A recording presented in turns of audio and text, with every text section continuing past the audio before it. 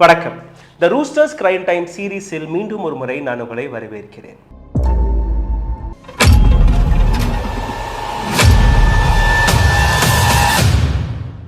என்ன பயம் என்னுடைய மனதில் இருந்ததோ அது நேற்று சாத்தியமாகிவிட்டது. அதாவது தர்மஸ்தலாவிலிருந்து வெளிவரக்கூடிய இந்த ஸ்டோரி, இதற்கு பின்னாடி இருக்கக்கூடிய அந்த மாஸ்க் மேன் யாரை பற்றி குற்றச்சாட்டுகள் எடுத்து வைக்கிறாரோ, தர்மஸ்தலாவில் இருக்கக்கூடிய அந்த பவர்ஃபுல் நபர்கள், அந்த பவர்ஃபுல் குடும்பம், அங்களுடைய அரசியல்வாதிகள், அங்கே இருக்கக்கூடிய பெரிய பெரிய பொலிட்டீஷியன்ஸ், அவர்கள் இந்த உண்மையை வெளிவர விட மாட்டார்கள். இது எனக்கு டே ஒன்ல இருந்து தெரியும். ஏன்னா 30-40 ஆண்டுகளாக அங்கே நடக்கக்கூடிய விஷயத்தை சாதாரணமான நபர்களால் முடக்கி வைத்திருக்க முடியாது. ஆனால் இத்தனை வருடங்கள் ஒரு விஷயத்தை முடக்கி வைத்திருக்கிற நபர்கள் திடீர் என்று ஒரு நபரை விட்டு வைக்க மாட்டார்கள். அப்படித்தான் இது நடந்திருக்கிறது.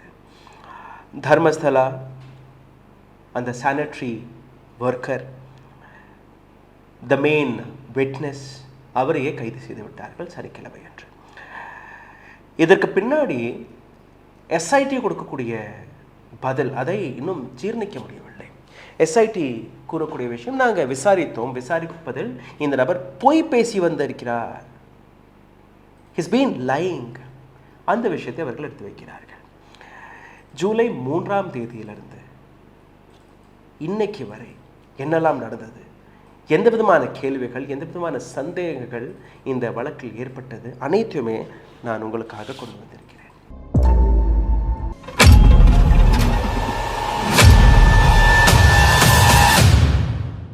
இருபது 25 நாட்கள் ஒரு எக்ஸ்குவேஷன் நடக்கிறது.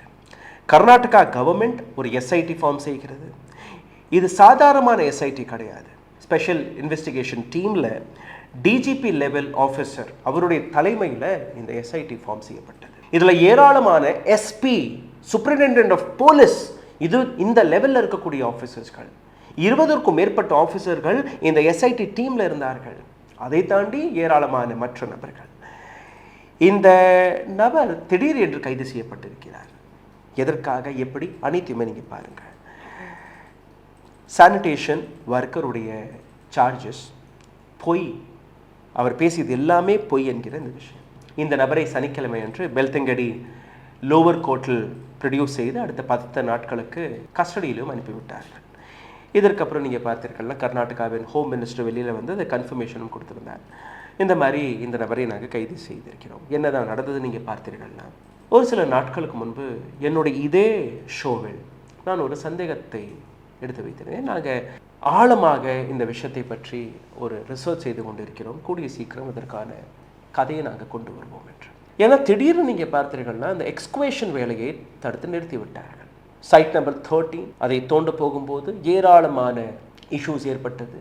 இன்னைக்கு நாளைக்கு அப்படியே தள்ளி போட்டுட்டே இருந்தார்கள். அப்புறம் பார்த்தீர்கள்னா சைட் நம்பர் 13 விட்டுட்டு சைட் நம்பர் 14 and 15 போய் அந்த எக்ஸ்குவேஷன் வேலை நடந்தது. அப்புறம் மறுபடி சைட் நம்பர் 13க்கு வந்தார்கள். சைட் நம்பர் 13ல இந்த இடத்துல இல்லை, வேற ஒரு இடத்துல நாங்கள் தோண்ட போறோம்னு கூறினார்கள். முதல் முறையாக சைட் நம்பர் 13ல தான் அந்த கிரவுண்ட் பெனிட்ரேட்டிங் ரெடார் ஜிபிஆர் சிஸ்டத்தை கொண்டு வந்தார்கள். அதாவது இவ்வளோ அட்வான்ஸ்ட் டெக்னாலஜி இருக்கும்போது அவர்கள் மம்மட்டியாலேயே சைட் நம்பர் 1 to 12 வரை தோண்டி எத்தனையோ நாட்கள், எத்தனையோ ரிசோர்ஸஸ்களை நாம் வீணாக்கி வந்தோம். இது எல்லாமே ஏன் நடந்தது என்கிற ஏராளமான கேள்வி இந்த விஷயத்தை நான் இன்வெஸ்டிகேட் செய்யும்போது என்னுடைய மனதிலும் வந்தது. திடீர்னு நீங்கள் பார்த்தீர்கள்னா ராஜுன்னு ஒரு விட்னஸ் கொண்டு வரப்பட்டார். ராஜு கொடுத்த ஸ்டேட்மெண்ட்டெல்லாம் நீங்கள் பார்த்தீர்கள்னா, நான் தான் இந்த அனைத்து கதையுமே இந்த நபருக்கு கூறினேன், நான் தான் அந்த லொக்கேஷனெல்லாம் காட்டினேன், நான் சொன்ன எல்லா விஷயத்தையுமே இந்த நபர் தான் செய்ததாக கூறியுள்ளார். இவன் பேசுறது எல்லாமே போய், இந்த நம்பரை நம்பாதீர்கள். அப்புறம் அடுத்த நாள் நீங்கள் பார்த்தீர்கள்னா mister X, now his photo is revealed, mister எக்ஸ்னு நீ சொல்ல வேண்டாம், இந்த நபரை பீமானு கூட ஒரு சில நபர்கள் அழைத்தார்கள். இந்த நபருடைய உண்மையான படத்தை நீங்கள் பார்த்து வருகிறீர்கள். இந்த நபருடைய உண்மையான பெயர் சின்னாவுடைய மனைவியை கொண்டு வந்தார்கள். மனைவியுடைய ஸ்டேட்மெண்ட் என்ன, இவன் பேசுறது எல்லாமே பொய் சார், என்னை ரொம்ப கொடுமைப்படுத்துவான், அடிப்பான், உதைப்பான், காசுக்காக எதை வேணாலும் செய்வான். இது 2வது ஸ்டேட்மெண்ட் வெளிவந்தது. 3வதாக அனன்யா பட்டோடைய ஸ்டோரியை நான் உங்களுக்கு எடுத்து காட்டினேன். அனன்யா பட் 20 வருடத்திற்கு முன்பு 2003ஆம் ஆண்டு இதே தர்மஸ்தலாவிற்கு வந்ததாக, அந்த பெண்ணை காணாமல் போனதாக அந்த பெண்ணுடைய தாயாரே ஒரு லாயரை கூட்டிட்டு வந்து எஸ்பி ஆஃபீஸ்ல போய் ஸ்டேட்மெண்ட்டை கொடுத்தார். அந்த பெண்ணும் வெளியில வந்து, அந்த அனன்யா பட்டுடைய தாயார் Sujatha but, she comes out and she chase, நான் பொய் பேசிட்டேன். தர்மஸ்தலா டெம்பிள் சொசைட்டிக்கும் எனக்கும் ஒரு நிலப்பிரச்சனை இருந்தது. அந்த நிலப்பிரச்சனைக்காக நான் இந்த பொய் கட்டுக்கதையை சொல்லிட்டேன். ஒவ்வொரு நாளும் ஒரு மூவ் நகற்றப்பட்டது. இந்த மூவை நீங்கள் பார்த்தீர்கள்னா, ராஜு வெளியில் வந்தார், இந்த சின்னாவுடைய மனைவியை கூட்டிகிட்டு வந்து, அதுக்கப்புறம் அனன்யாவுடைய தாயார் கூட்டிகிட்டு வந்து, எல்லாருமே ஒரு விஷயத்தை ப்ரூவ் செய்ய பார்க்கிறார்கள்.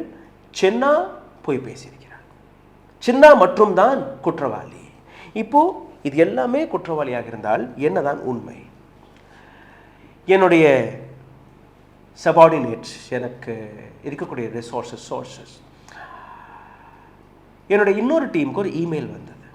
இந்த இமெயில் தர்மஸ்தலாவில் இருக்கக்கூடிய ஒரு கல்லூரி, ஆயுர்வேதா கல்லூரி, தர்மஸ்தலா அந்த அமைப்பே கண்ட்ரோலில் வைத்திருக்கக்கூடிய இந்த கல்லூரி, அங்கே இருக்கக்கூடிய ஒரு மாணவர் இந்த கடிதத்தை எழுதியிருக்கிறார். அவருடைய பேரெல்லாம் நான் சொல்ல விரும்பவில்லை. அந்த நபர் கூறிய விஷயம், எங்களுடைய காலேஜ் அட்மினிஸ்ட்ரேஷன் எங்களை மிரட்டுகிறார்கள். நீங்கள் உங்களோட ஐ கார்டு, யூனிஃபார்ம் எல்லாம் தூக்கி போடுங்க, காலேஜ்க்கெல்லாம் வர தேவையில்லை, நீங்கள் நேர ரோட்டுக்கு போய் மறியல் செய்யுங்கள். தர்மஸ்தலாவை ஆதரித்து நடக்கக்கூடிய அந்த எஸ்ஐடியை எதிர்த்து இந்த போராட்டம் நடக்கும். எங்களில் ஏராளமான மாணவர்களுக்கு இதில் விருப்பம் இல்லை, ஏதாவது நீங்கள் செய்யுங்க. இதே போன்று நீங்கள் பார்த்தீர்கள்னா ஏராளமான இடங்களில் இந்த எஸ்ஐடிக்கு எதிராக போராட்டங்களும் நடந்தது. அந்த போராட்டங்களுக்கு பின்னாடி இருக்கக்கூடிய அந்த பவர்ஃபுல் நபர்கள் யார்? இதை தான் இன்னைக்கு நான் இந்த கதையில் உங்களுக்கு எடுத்துக்காட்ட பார்க்கிறேன்.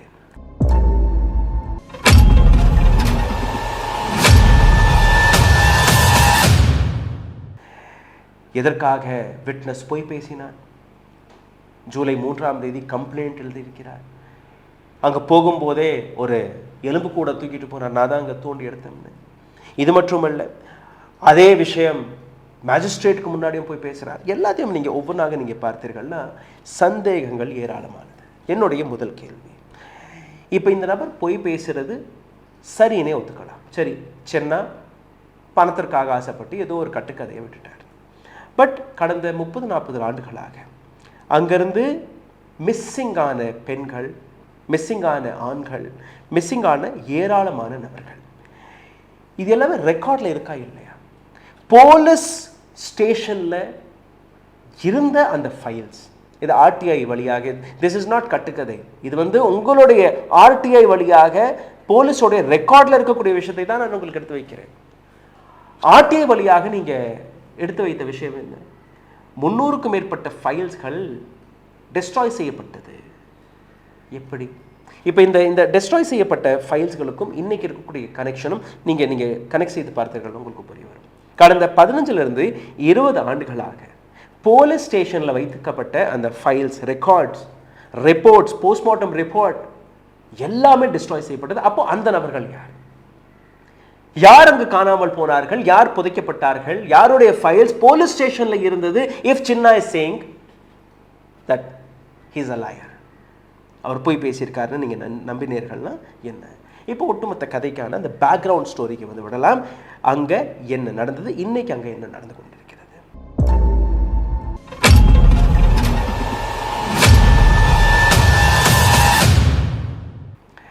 ஜூலை 3ஆம் தேதி த சானிடேஷன் ஒர்க்கர் கால்ட் சின்னா, இவர் அங்கே இருக்கக்கூடிய எஸ்பி ஆஃபீஸருக்கு போகிறார். எஸ்பி ஆஃபீஸருக்கு போய் ஒரு கம்ப்ளைண்ட் எழுதுகிறார். அந்த கம்ப்ளைண்ட் கம்ப்ளீட்டாக நான் படித்து காட்டியிருக்கேன். என்னுடைய ஒரு வீடியோ இருக்குது, பழைய வீடியோ, நீங்கள் போய் பார்த்துருக்கலாம், உங்களுக்கு தெரியும். இந்த மாதிரி 1995ஆம் ஆண்டிலிருந்து 2014ஆம் ஆண்டு வரை இந்த தர்மஸ்தலா என்கிற இடத்தில் நான் வேலை பார்த்தேன். என் கைப்பட 100கணக்கான பிணங்களை நான் புதைத்திருக்கிறேன். அதில் ஏராளமான பெண்கள் ரேப் செய்யப்பட்ட பெண்களாக நான் சந்தேகப்பட்டேன். இதில் எத்தனையோ சவங்கள் நான் அடக்கம் செய்த, எத்தனையோ சவங்கள் போஸ்ட்மார்ட்டம் செய்யப்படாத சவங்கள். இதற்கு பின்பு இந்த விஷயம் ஜூலை 11ஆம் தேதி பெல்தங்கடி லோவர் கோர்ட்டுக்கு போகிறது. அங்கே இருக்கக்கூடிய மேஜிஸ்ட்ரேட்டுக்கு முன்பு செக்ஷன் 164க்கு கீழே, விட்னஸ் ப்ரொடெக்ஷன் ஆக்டுக்கு கீழே இவர் தன்னுடைய ஸ்டேட்மெண்ட்டை ரெக்கார்ட் செய்கிறார். பீமா, மிஸ்டர் எக்ஸ், சின்னா. அதற்கு பின்பு எஸ்ஐடி ஃபார்ம் செய்யப்படுகிறது. I think SIT was formed on July 17th or 18th. And 27ஆம் தேதியிலிருந்து அவர் காட்டிய அந்த 13 லொக்கேஷன் அவருக்கு எடுத்து காட்டினார். அதுக்கப்புறம் ஒரு 4 மொத்தம் 17 இடங்களை அவர் கார்னர் செய்து அந்த 17 இடங்கள் மார்க் செய்யப்பட்டு அந்தந்த இடங்களில் இந்த எக்ஸ்குவேஷன் வேலை தொடங்கியது. எந்த 17 இடங்களில் இவர் அந்த எக்ஸ்குவேஷன் வேலை செய்தாரோ சைட் நம்பர் 1 to 12 ஆதிகால முறையில் அந்த மம்மட்டியை வச்சே நோண்டினாங்க. ஏராளமான மீடியா ஹவுசஸ்கள், அங்களுடைய ஆக்டிவிஸ்ட்கள் கம்ப்ளைண்ட் கொடுத்த பின்பு கூட இவ்வளோ ஸ்லோ ப்ராசஸாக நீங்கள் இருக்கிறீங்களே, இப்போ கிரவுண்ட் பெனிட்ரேட்டிங் ரெடாரெல்லாம் வந்துருச்சு, பழைய பாணியில் நீங்கள் இந்த வேலையை பார்க்கக்கூடாது. அதற்கு எஸ்ஐடி கொடுத்த பதில், யாரோ ஒரு பெரிய புள்ளி பணக்காரர் அந்த ஏரியாவில் அந்த வட்டாரத்தில் இருந்த எல்லா கிரவுண்ட் பெனிட்ரேட்டிங் ரெடாரை ஏற்கனவே புக் செய்து விட்டாராம், எங்களுக்கு கிடைக்கவில்லை. அப்புறம் மீடியாவுடைய ப்ரெஷர், பப்ளிக்கோடைய ப்ரெஷரை பார்த்து சைட் நம்பர் 13 வரும்போது அந்த இடத்துல தான் ஏராளமான பிணங்களை புதைத்திருக்கிறேன் என்று கூறினாரே, அந்த இடத்தை எப்படியாவது இந்த இடத்தை தோண்ட விடக்கூடாது என்கிற விஷயம் அங்கே கை வந்தது. கிரவுண்ட் பெனிட்ரேட்டிங் இந்த டிவைஸ் ஒரு 4-5 நாட்கள் கழித்து தான் வந்தது. அதற்கு இடையில் நீங்கள் பார்த்தீர்கள்னா பிஜேபியுடைய போராட்டம், ஸ்ரீராம் சேனாவுடைய போராட்டம், மற்ற ஹிந்து அமைப்புகளுடைய போராட்டம். அவர்கள் எடுத்து வைத்த குற்றச்சாட்டு என்ன? தர்மஸ்தலாவை கொச்சைப்படுத்தக்கூடிய வேலை பார்க்கிறார்கள். இங்கே இருக்கக்கூடிய தர்மாதிகாரி வீரேந்திர ஹேக்டே அவருடைய பெயரை கெடுப்பதற்காக இந்த வேலை நடக்கிறது. இது எல்லாமே அவர்கள் கூறினார்கள், நீங்களும் பார்த்தீர்கள். அதுக்கப்புறம் தான் நீங்கள் பார்த்தீர்கள்னா திடீர்னு இந்த எக்ஸ்குவேஷன் வேலை ஸ்லோ செய்யப்படுகிறது. சைட் நம்பர் 11A and 6 இந்த 2 இடங்களை நீங்கள் பார்த்தீர்கள்னா சைட் நம்பர் 6ல் 25க்கும் மேற்பட்ட எலும்புகள் கிடைத்தது. சைட் நம்பர் 11Aவில் 100க்கும் மேற்பட்ட எலும்புகள் கிடைத்தது. அப்போ இந்த எலும்புகள் யாருடையது? எஸ்ஐடி இன்னொரு விஷயத்தை எடுத்து வைக்கிறார். இந்த மாதிரி அவர்கள் இந்த சென்னா கொண்டு வந்த அந்த எலும்பு மண்டையோடு, இது வந்து பெண்ணுடைய மண்டையோடாக அந்த நபர் கூறினாராம். ஆனால் நாங்கள் இன்வெஸ்டிகேஷன் செய்து பார்க்கும்போது இது ஒரு ஆணுடைய மண்டையோடு. ஐ திங்க் அது ஆணுடைய மண்டையோடாகவே இருக்கட்டும், யாருடைய மண்டையோடு எப்படி சென்னா கைக்கு போனது கேள்வி இருக்கா இல்லையா?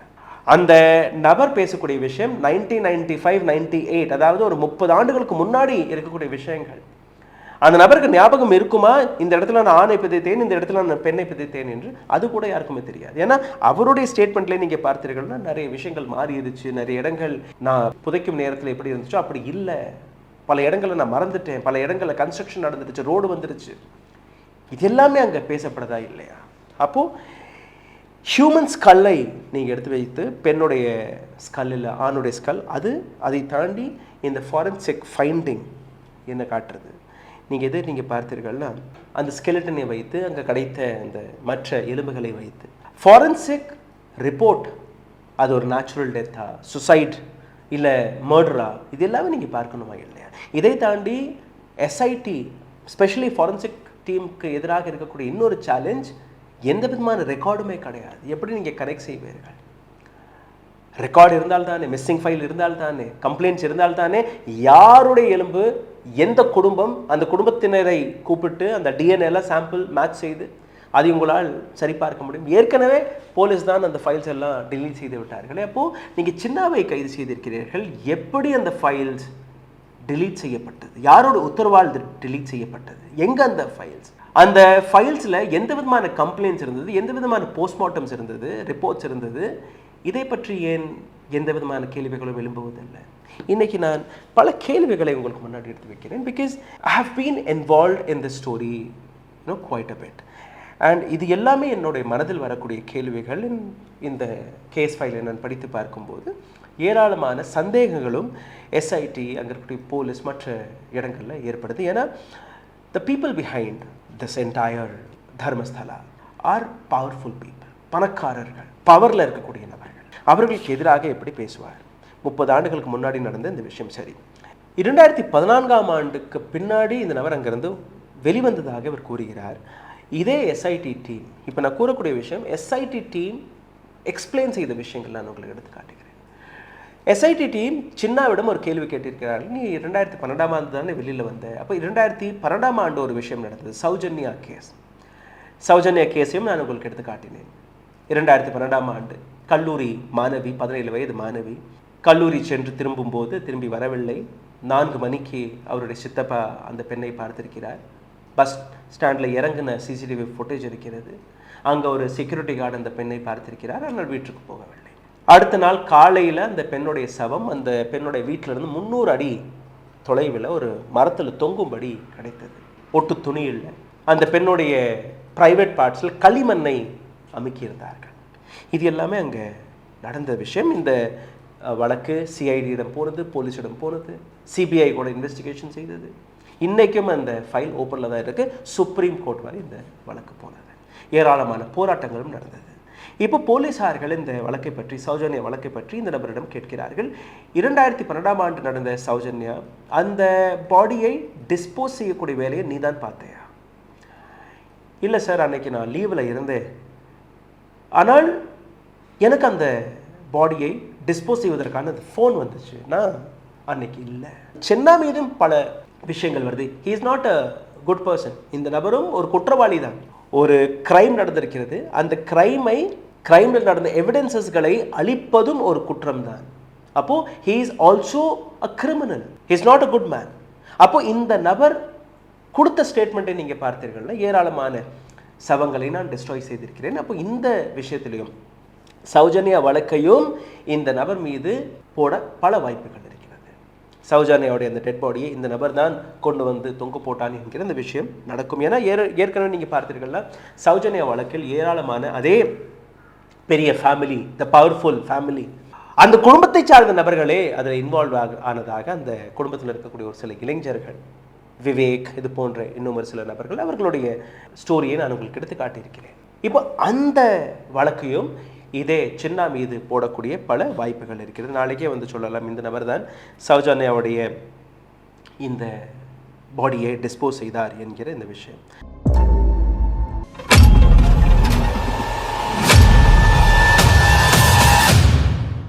சென்னாவை எதற்காக கைது செய்தார்கள்? 27ஆம் தேதியிலிருந்து இந்த எக்ஸ்குவேஷன் வேலை நடக்கிறது.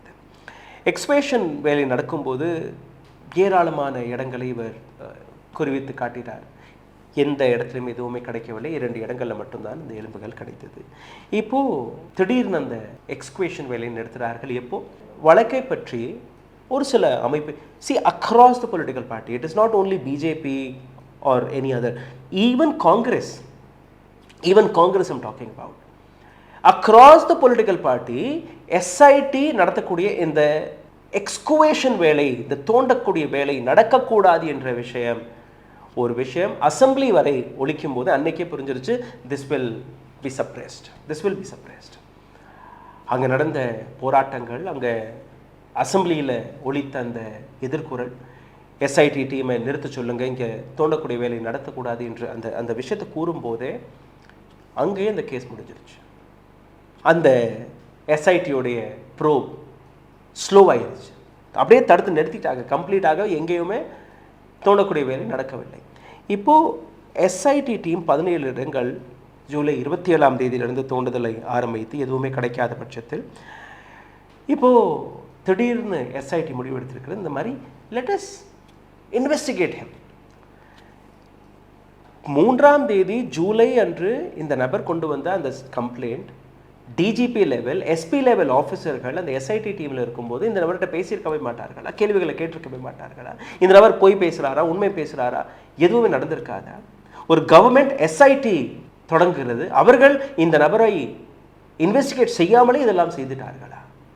எந்த விதமான உண்மையும் இந்த நபர் பேசவில்லையா? திடீர்னு நீங்கள் வெள்ளிக்கிழமை அன்று உங்களுக்கு இந்த ஒளி வந்திருக்கிறது, வெள்ளிக்கிழமை அன்று இந்த நபரை கூப்பிட்டு நாங்கள் விசாரிக்கணும்னு நீங்கள் சொல்கிறீங்க. அன்னைக்கு இரவு முழுவதும் நீங்கள் விசாரிச்சீர்களா? அன்னைக்கு நைட்டே நாங்கள் முடிவு பண்ணிட்டோம், அடுத்த நாள் இவரை கைது செய்ய போகிறோம். So the entire blame game is shifted on சின்னா. இந்த இடத்துல ஹோம் மினிஸ்டருடைய ஸ்டேட்மெண்ட், அவர்கிட்டயே இந்த கேள்வி கேட்கப்பட்டது, இந்த SITயோடைய ப்ரோப் இதோடைய அடுத்த நடவடிக்கை என்ன? அப்போ இந்த கேஸ் முடிஞ்சிருச்சான்னு கேட்கும்போது இல்லை, கர்நாடகாவின் ஹோம் மினிஸ்டர் கொடுத்த பதில் இல்லை, SIT தன்னுடைய ப்ரோபை தொடங்க போகிறது, இந்த நபர் போய் பேசியிருக்கிறார், அதற்காக தான் இந்த நபரை நாங்கள் கைது செய்திருக்கிறோம், ஒரு 10 நாட்கள் ஜுடிஷியரி என்கொயரிக்கு நாங்கள் அனுப்பியிருக்கிறோம், அதற்கப்புறம் என்ன வெளியில் வருமோ அந்த நபர் என்ன ஸ்டேட்மெண்ட் கொடுக்குறாரு அதை வச்சு நாங்கள் மக்களுக்கு முன்பு இந்த ஒட்டுமொத்த விஷயத்தை கொண்டுட்டு வருவோம்.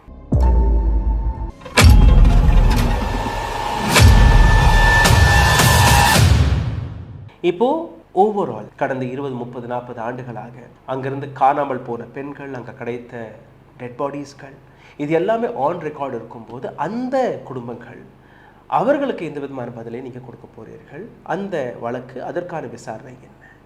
சௌஜன்யா வழக்கு அதற்கான மிக முக்கியமான ஒரு உதாரணம். 2012ஆம் ஆண்டிலிருந்து இன்னைக்கு 2025ஆம் ஆண்டில் நாம் நிற்கிறோம்.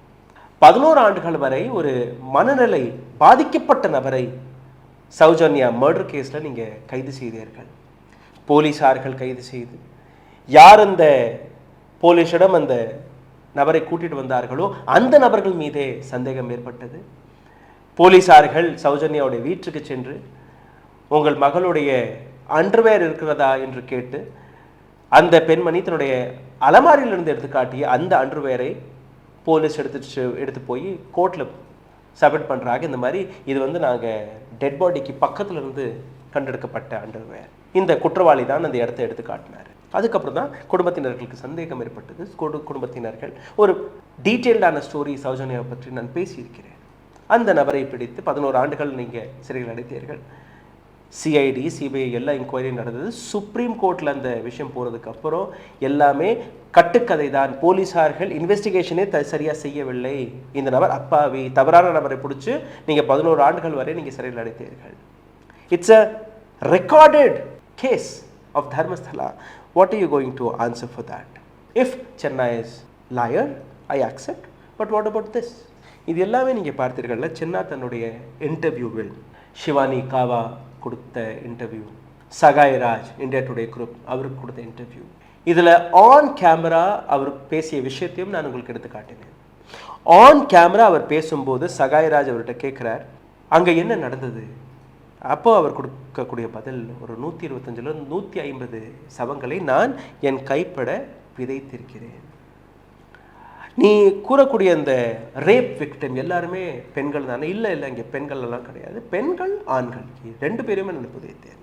அப்போ எப்படி நீ ரேப் விக்டிம்னு நீ சொல்கிற? எல்லா சவங்களும் ரேப்.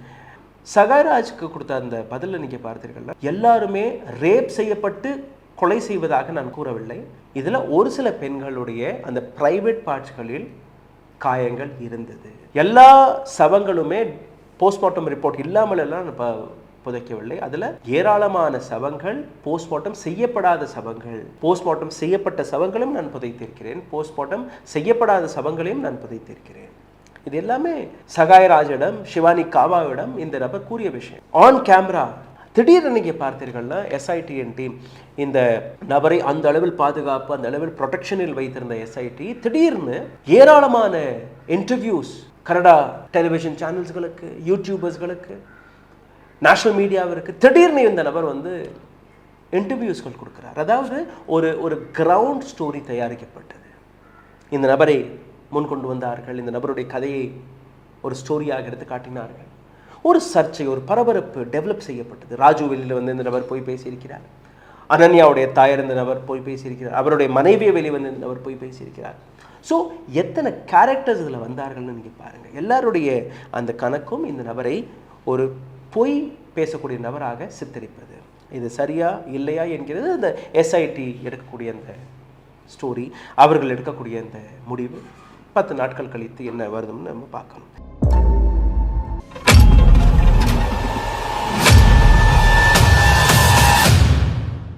27-28 ஆண்டுகளுக்கு முன்பு நடந்த விஷயங்கள், அதை பற்றி நீங்கள் இன்னைக்கு விசாரிக்கிறீர்கள். கேஸ் ஃபைல்ஸ் அதற்கும் இன்னைக்கு 2025ஆம் ஆண்டு இப்போ நடந்த இந்த எக்ஸ்குவேஷனுக்கும் என்ன கனெக்ஷன், அதை நீங்கள் பார்த்தீர்கள்னா, இப்போது ஃபாரன்சிக் டீம்கிடம் ஒரு 125 எலும்புகள் இருக்குது, கரெக்ட்? இந்த 125 எலும்புகளை எப்படி நீங்கள் கனெக்ட் செய்ய போகிறீர்கள்?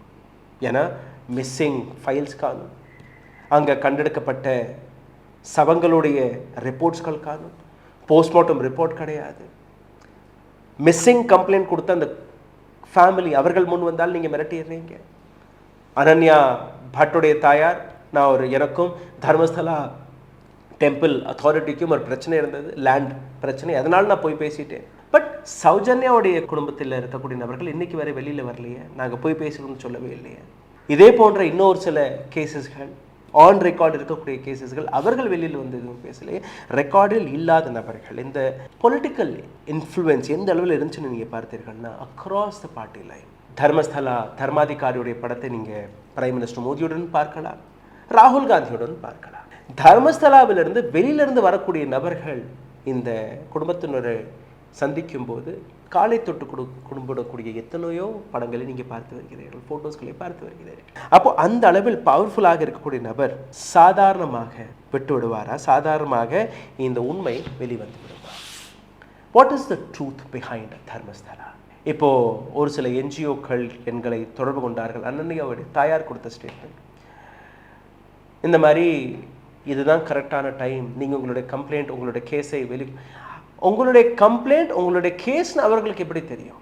அப்படி நீங்கள் போய் பேசியிருக்கீங்கன்னு நீங்கள் சொல்கிறீங்க. எப்படி அந்த என்ஜிஓக்காரர்களுக்கு தெரியும் that your daughter was missing இன் 2003? அப்போது ஏதோ ஒரு அனன்யா அங்கே காணாமல் போனது ஒரு செய்தியாக இருந்ததா இல்லையா?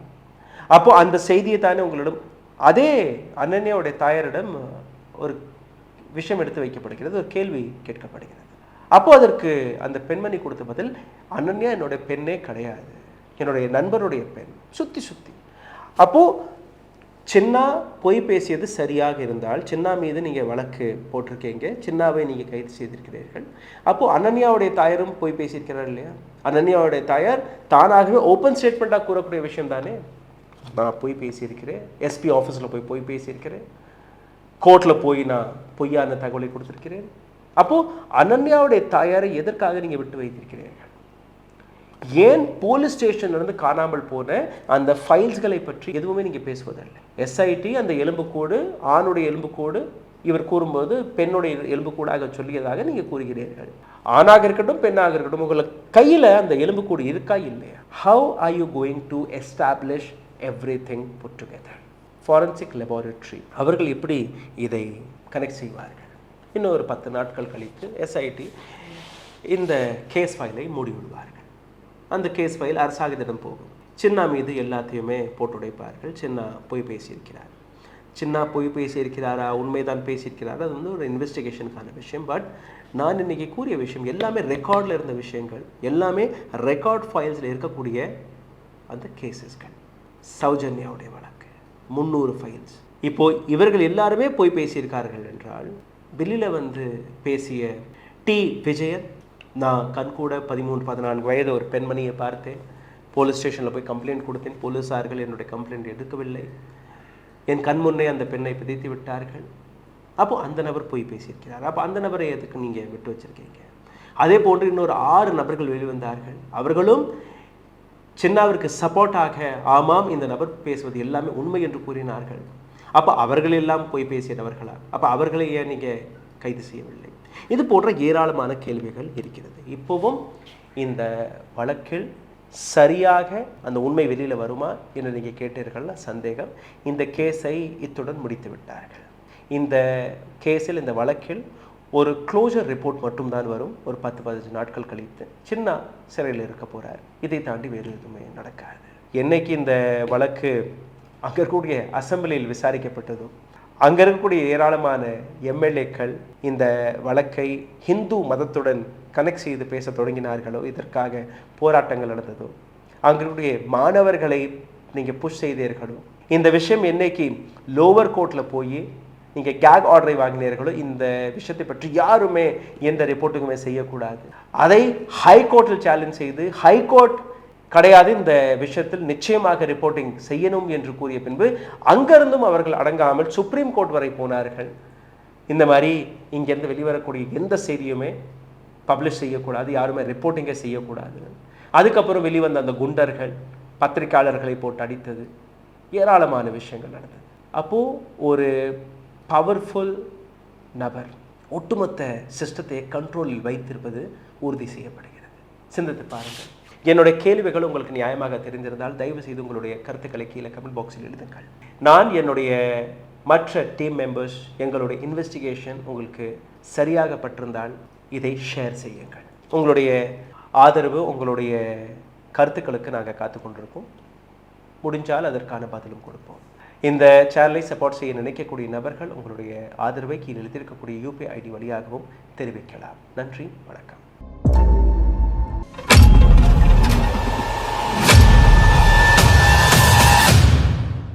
ஊடகம், கார்ப்பரேட், அரசியல்வாதிகளின் கைப்பாவையாக அடிமைகளாக இருந்தது போதும். இனி சாட்டை எடுத்து சுழற்றும் நேரம் வந்துவிட்டது. ஊடகம் பொதுமக்களாகிய உங்களுக்காக உங்களாலேயே இயக்கப்பட வேண்டும். ஊடக சுதந்திரத்திற்காக உங்களின் பங்களிப்பை இன்றே அளித்திடுங்கள்.